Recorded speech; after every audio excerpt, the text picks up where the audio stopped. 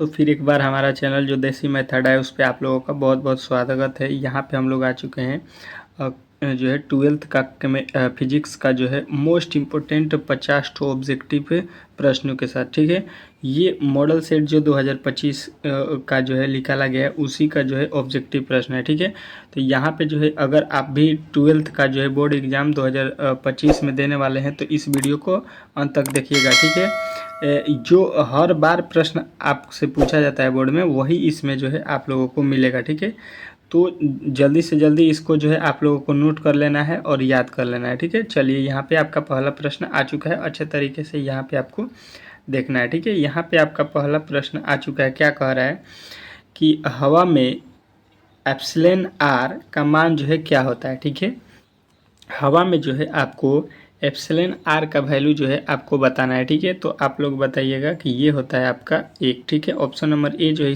सी जो है इस प्रश्न का 100% राइट उत्तर हो जाएगा। ठीक है, चलिए अगला प्रश्न को देखते हैं। यहाँ पे आपका अगला प्रश्न क्या कह रहा है कि विद्युत क्षेत्र में एक आवेशित कण पर लगने वाला बल का मान जो है क्या होता है। ठीक है, तो विद्युत क्षेत्र में एक आवेशित कण पर लगने वाला बल का मान जो है आप लोगों को हमेशा याद रखना है कि ये होता है आपका Q इंटू ई। क्यू मतलब आवेश और गुणे ई मतलब होता है विद्युत क्षेत्र।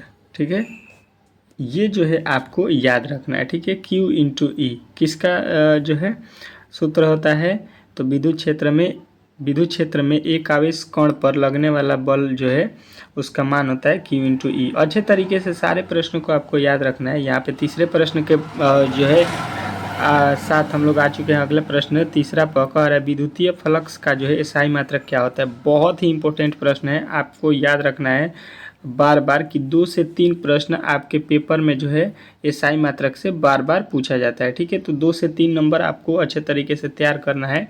तो हमारे साथ डेली जो है आप लोगों को 2-3 प्रश्न हर एक वीडियो में SI मात्रक का मिलेगा, तो अच्छे तरीके से मैं रटवा दूंगा। ठीक है, तो आप लोगों को घबराना नहीं है, अच्छे तरीके से यहाँ से आपको तैयारी करना है। विद्युतीय फ्लक्स का जो SI मात्रक है आपको याद रखना है volt metre. Option number C जो इस प्रश्न का 100% राइट उत्तर हो जाएगा। ठीक है, कोई भी दिक्कत नहीं होने वाला है, आप लोगों को अच्छे तरीके से यहाँ पे तैयारी करना है। ठीक है, संबंध क्यू एन ई में निम्नलिखित में से एन का मान जो है संभव नहीं है। एन का जो मान है इसमें क्या संभव नहीं है ये यहाँ पे आपको बताना है। ठीक है, चौथा में। ठीक है, तो देखिए सबसे पहले देखिए इसमें जो एन लिखा गया है छोटा है, ये एन का मतलब होता है संख्या। ठीक है, यहाँ पे जो है यहाँ पे आपको संख्या रखना है। तो देखिए संख्या में 4 आता है, 8 आता है, 100 आता है, लेकिन 0.4 जो है संख्या में नहीं आएगा। ठीक है, यहाँ पे जो है कोई संख्या बोलेगा कि संख्या हमको बताइए, तो 0.4.2 जो है ये संख्या नहीं होता है। ठीक है, ये प्रॉपर संख्या नहीं है, तो इसलिए ये जो है कह रहा है कि संभावित मान किसका नहीं होगा, तो ऑप्शन नंबर सी हमको लगाना है। ऑप्शन नंबर सी जो है इस प्रश्न का 100% राइट उत्तर हो जाएगा। ठीक है, अगला प्रश्न देखिए आपके सामने आ चुका। कह रहा है किसी माध्यम की आपेक्षिक परावैद्युतांक ER होता है। ठीक है, आपेक्षिक परावैद्युतांक एप्सिलॉन आर का वैल्यू जो है सूत्र जो है क्या होता है ये आपसे पूछा गया है, तो ये बताना है आपको कि एप्सिलॉन बटा एप्सिलॉन 0। ठीक है, यहाँ पे आपके ऑप्शन नंबर ए में दिया गया है ये सूत्र, तो आपको याद रखना है कि एप्सिलॉन आर बराबर होता है एप्सिलॉन बटा एप्सिलॉन ओ। ठीक है, ऑप्शन नंबर जो है ए में दिया गया है, तो ए जो है आपका राइट उत्तर हो जाएगा। ठीक है, अगला प्रश्न देखिए कह रहा है आवेश का पृष्ठीय घनत्व बराबर होता है। आवेश का जो पृष्ठीय घनत्व होता है उसके बराबर में क्या होता है। ठीक है, तो आपको याद रखना है कि ये होता है आपका ऑप्शन नंबर बी कुल आवेश बटा कुल क्षेत्र। ठीक है, कुल आवेश बटा कुल क्षेत्र, ये बटा होता है। ठीक है, या प्रति भी पढ़ सकते हैं इसको। ठीक है, अगला प्रश्न कह रहा है पानी का परावैद्युत स्थिरांक होता है। पानी का जो परावैद्युत स्थिरांक होता है वो कितना होता है ये आपसे पूछ रहा है। ठीक है, तो आपको याद रखना है कि पानी का जो परावैद्युत स्थिरांक होता है वो होता है आपका 80। ठीक है, ऑप्शन नंबर जो ए में दिया गया है, तो ए जो इस प्रश्न का 100% राइट उत्तर हो जाएगा ऑप्शन नंबर ए। ऑप्शन नंबर ए में आपको कोई भी दिक्कत नहीं होना चाहिए। ठीक है, अगला प्रश्न देखिए आपके सामने आ चुका है। 8वां कह रहा है कि 1/4 पाई एप्सिलॉन ओ। ठीक है, इसका मान जो है क्या होगा ये आपसे पूछ रहा है, ठीक है। तो इसका मान जो है आप लोगों को अच्छे तरीके से याद रखना है, ये बार बार पूछा जाता है। तो आपको याद रखना है कि 9 × 10⁻9 न्यूटन मीटर स्क्वायर और कूलम्ब के पावर -2, ठीक है। तो ऑप्शन नंबर सी जो है इस प्रश्न का राइट उत्तर हो जाएगा, ठीक है। अगला प्रश्न देखते हैं। यहाँ पे क्या कह रहा है कि किसी दी गई दूरी पर स्थित दो इलेक्ट्रॉनों के बीच क्रियाशील गुरुत्वाकर्षण बल एवं विद्युतीय बल क्रमशः Fg तथा Fe हो तो Fg बटा Fe का जो है मान का जो है अनुपात आपको बताना है, ठीक है। तो इसका जो अनुपात करिएगा तो ये हो जाएगा आपका 10 के पावर माइनस जो है 42, ठीक है। 10 के पावर माइनस 42 आपको याद रखना है, ठीक है। चलिए अगला प्रश्न देखिए, कह रहा है आवेश का बीमा जो है क्या होता है, ठीक है। आवेश जो है उसका बीमा जो है आपको याद रखना है। SI मात्रक बीमा, ये सबसे बहुत बार जो है आपसे सवाल पूछा जाता है, ठीक है। तो आपको याद रखना है कि ये होता है AT, A से होता है एम्पियर, T से होता है समय, ठीक है। चलिए अगला प्रश्न देखिए आपके सामने आ चुका है।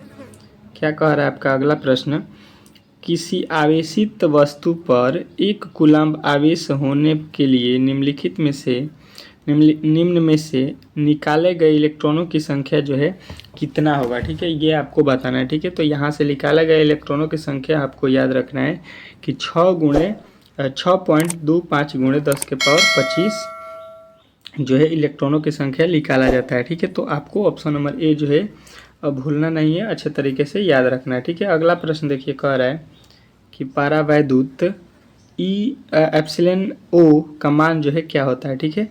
एप्सिलॉन ओ जो है इसका मान क्या होता है, परावैद्युत इसको भी हम पढ़ते हैं परावैद्युत, इसका मान क्या होता है ये जो है आप लोगों को बताना है, ठीक है। तो ये होता है आपका Fm के पावर -1 यानी Fm इनवर्स पढ़ सकते हैं आप लोग।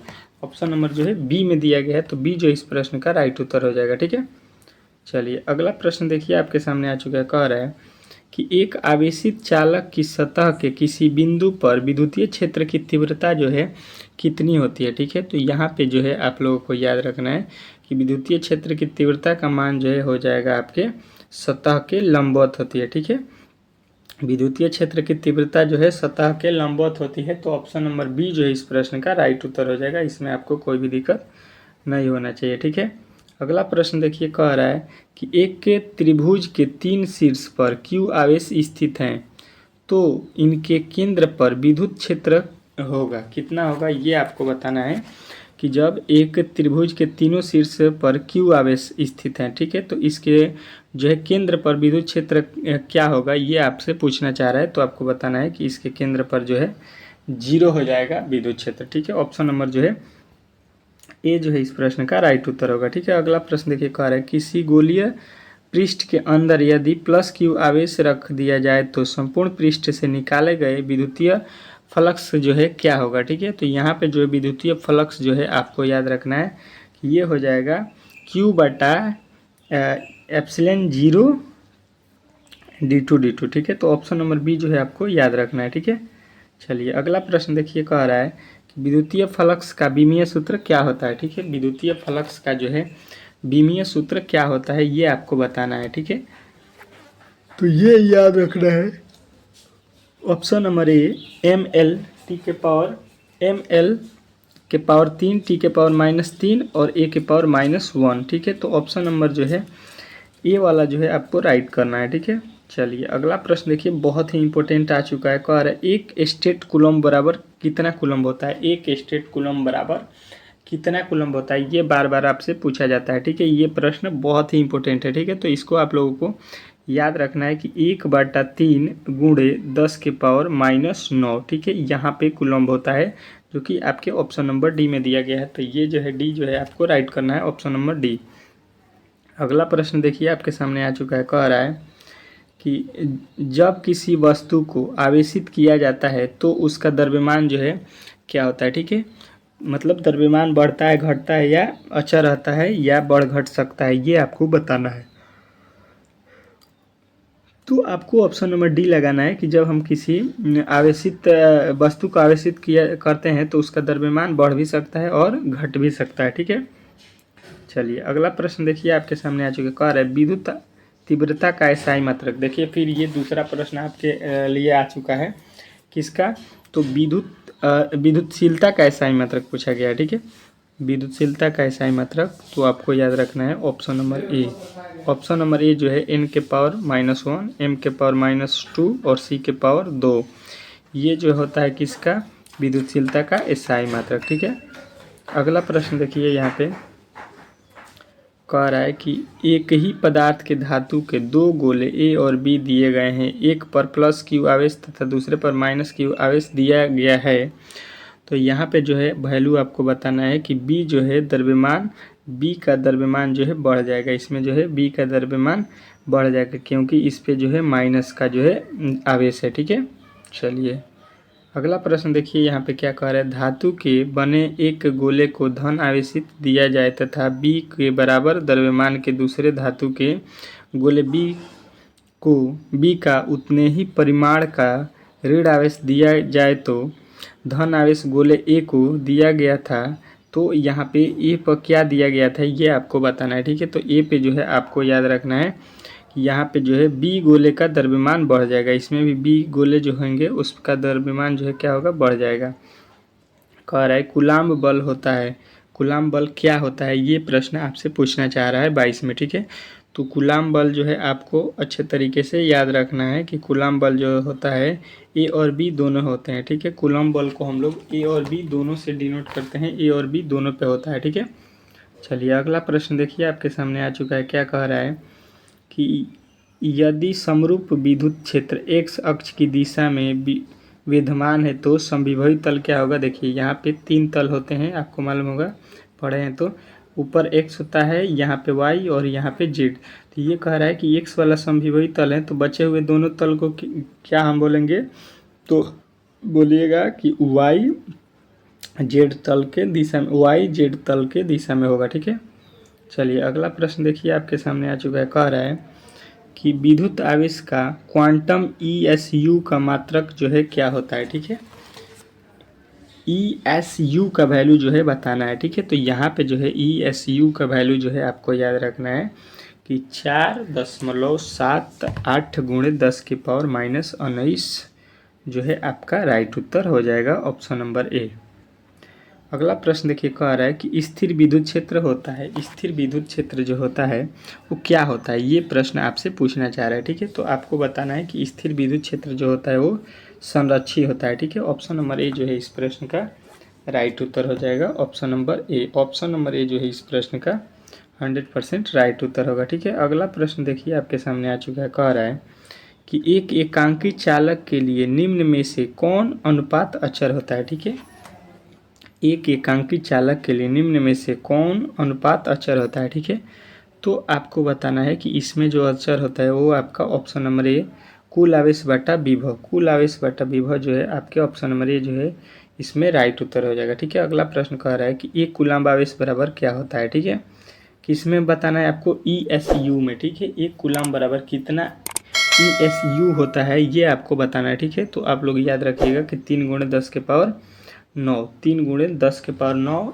ESU होता है। ठीक है, ऑप्शन नंबर जो आपका ए है वो राइट उत्तर हो जाएगा। ठीक है, अगला प्रश्न देखिए आपके सामने आ चुका है, क्या कह रहा है कि एक विद्युतीय द्विध्रुव को विपरीत आवेशों में बना है जिसके परिणाम जो है यहाँ पे आपके दिए गए हैं। ठीक है, और इनके बीच की दूरी जो है यहाँ पे दी गई है। ठीक है, तो विद्युतीय द्विध्रुव आघूर्ण का जो है वैल्यू जो है आपको बताना है कि कितना होगा। ठीक है, तो ये जो वैल्यू होगा आप लोगों को याद रखना है कि 7.68 × 10⁻29 सेंटीमीटर। ठीक है, अगला प्रश्न कह रहा है कि एक आवेशित चालक की सतह के किसी बिंदु पर विद्युतीय क्षेत्र का जो है तीव्रता कितना होता है ये आपको बताना है। ठीक है, किसी आवेशित चालक के सतह पर जो है आपको क्या बताना है, विद्युतीय क्षेत्र की तीव्रता का जो है मान। ठीक है, तो विद्युतीय क्षेत्र की तीव्रता का मान जो है आपको याद रखना है सतह के लंबवत होती है। ठीक है, सतह के लंबवत होता है क्या, विद्युतीय क्षेत्र के तीव्रता का मान। ठीक है, तो ऑप्शन नंबर बी जो है इस प्रश्न का राइट उत्तर हो जाएगा। अगला प्रश्न कह रहा है कि दो बिंदु आवेश पहले वायु में तथा फिर के परावैद्युतांक वाले माध्यम में उतने ही परस्पर दूरी पर रखे जाते हैं। दोनों दशाओं में आवेश के बीच लगने वाले बलों के अनुपात जो है आपको बताना है कि क्या होगा। ठीक है, तो यहाँ पे जो अनुपात होगा वो के अनुपात 1 हो जाएगा। ठीक है, के अनुपात 1 जो कि आपके ऑप्शन नंबर बी में दिया गया। ठीक है, अगला प्रश्न को देखते हैं। यहाँ पे अगला प्रश्न क्या कह रहा है कि किसी विद्युत रोधी माध्यम का परावैद्युतांक जो है एप्सिलॉन आर का जो है मान हो सकता है, कितना हो सकता है ये आपको बताना है। ठीक है, तो परावैद्युतांक जो है एप्सिलॉन आर का वैल्यू क्या होता है, तो आप लोग कहिएगा कि ये होता है आपका 5। ठीक है, 5 जो है इसमें आपका राइट उत्तर हो जाएगा चारों ऑप्शनों में से। ठीक है, इसमें आपको कोई भी दिक्कत नहीं होना चाहिए। ठीक है, अगला प्रश्न कह रहा है कि विद्युत क्षेत्र ई और विभव भी के बीच संबंध जो है क्या होता है। ठीक है, किसके बीच में बताना है, तो विद्युत क्षेत्र ई और विभव भी के बीच का जो है संबंध क्या होता है ये आपको बताना है 32 नंबर प्रश्न में। तो आप कहिएगा कि विद्युत क्षेत्र ई बराबर होता है -dV/dx। ठीक है, -dV/dx। ठीक है, अगला प्रश्न देखिए कह रहा है कि यदि किसी खोखले गोलीय चालक को धन आवेशित किया जाए तो उसके भीतर का विभव जो है क्या होगा। ठीक है, तो उसके भीतर का विभव जो है आप लोगों को याद रखना है कि ये हो जाएगा धन और समरूप हो सकता है। ठीक है, धन और समरूप दोनों होगा। ठीक है, ऑप्शन नंबर जो बी है इस प्रश्न का राइट उत्तर हो जाएगा। ठीक है, अगला प्रश्न देखिए कह रहा है कि साबुन के एक बुलबुले को जब आवेशित किया जाता है तो उसकी जो है त्रिज्या जो है क्या होगी। ठीक है, साबुन के जब एक बुलबुले को जब हम लोग आवेशित करते हैं तो उसमें जो है त्रिज्या क्या होगा ये आपको बताना है। ठीक है, तो आप बताइएगा कि त्रिज्या जो है उसकी बढ़ जाएगी। त्रिज्या क्या होगी, बढ़ जाएगी। ऑप्शन नंबर जो है आपको ए जो है राइट करना है। ठीक है, अगला प्रश्न देखिए कह रहा है कि विद्युत द्विध्रुव आघूर्ण का एसआई मात्रक क्या होता है। ठीक है, देखिए यहाँ पे ये आपका एसआई मात्रक से तीसरा प्रश्न है जो कि बहुत ही महत्वपूर्ण है। ठीक है, विद्युत द्विध्रुव आघूर्ण का एसआई मात्रक क्या होता है, तो आपको बताना है कूलम्ब मीटर। ठीक है, सीएम। ठीक है, सीएम जो है आपको याद रखना है coulomb metre. Option number A जो है इस प्रश्न का राइट उत्तर हो जाएगा। ठीक है, अगला प्रश्न देखिए कह रहा है विद्युत क्षेत्र में प्रवेश करने वाले एक इलेक्ट्रॉन का प्रारंभिक वेग विद्युत क्षेत्र में भिन्न दिशा में है। विद्युत क्षेत्र में इलेक्ट्रॉन का पथ जो है क्या होगा। ठीक है, तो यहाँ पे जो है इलेक्ट्रॉन का पथ जो है आपको बताना है कि ये होगा आपका परिवलय। ठीक है, परिवलय के जो है रूप में हो जाएगा। ठीक है, चलिए अगला प्रश्न देखिए आपके सामने आ चुका है। कह रहा है परावैद्युतांक एप्सिलॉन 0 का बीमीय जो है बताना है। ठीक है, एप्सिलॉन 0 का बीमा क्या होता है ये 37 नंबर प्रश्न में आपसे पूछ रहा है। ठीक है, तो ये आपको बताना है कि इसका बीमीय सूत्र होता है m⁻3 l⁻- जो है 3 t⁻3 और a⁻3। ठीक है, तो ऑप्शन नंबर जो है डी जो है इस प्रश्न का राइट उत्तर आपको याद रखना है। ठीक है, अगला प्रश्न कह रहा है कि दो समजातीय एवं बराबर आवेश q को मिलाने वाली रेखा के बीच में एक अन्य आवेश q रखने पर निकाय संतुलित हो जाता है तो q का मान जो है आपको बताना है कि कितना होगा। ठीक है, तो q का मान जो है आप लोगों को याद रखना है कि q का मान जो है इसमें होगा आपका,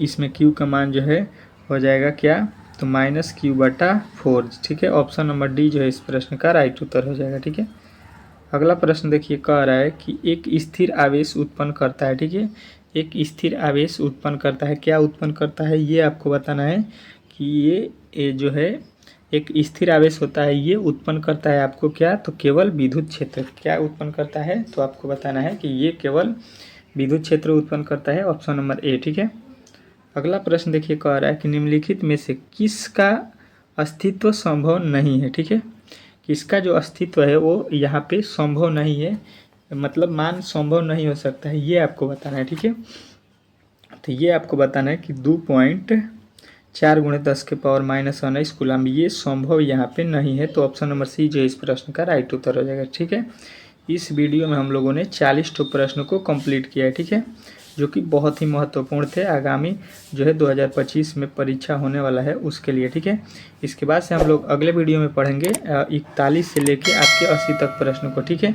तो अब तक हमारे चैनल को सब्सक्राइब नहीं किया है तो प्लीज़ आप लोग हमारे चैनल को सब्सक्राइब कर लीजिए और वीडियो को एक बार लाइक शेयर कर दीजिएगा। मिलते हैं बहुत ही जल्द अगले वीडियो के साथ, तब तक के लिए धन्यवाद।